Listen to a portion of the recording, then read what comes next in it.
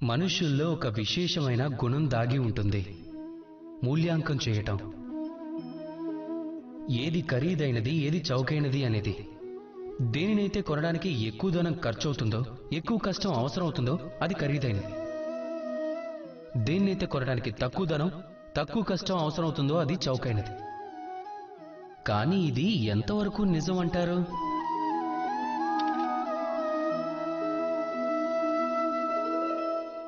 ఇప్పుడు మీ ఎదురుగా ఒక నీటితో నింపిన పాత్ర ఉంది, అలాగే ఒక బంగారపు నాణెం ఉంది.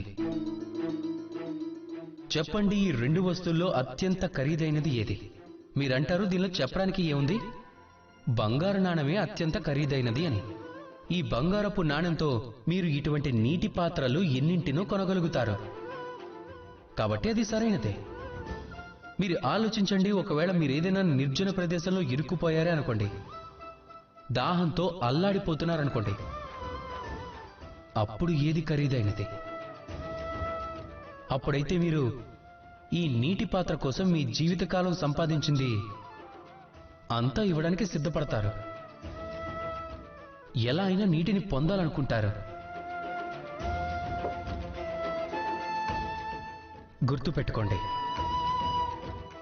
జీవితంలో ఖరీదైనది లేదా చౌకైనది వస్తువు కాదు, అది పరిస్థితి మాత్రమే.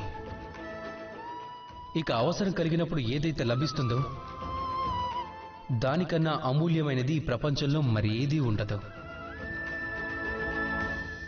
రాధాకృష్ణ.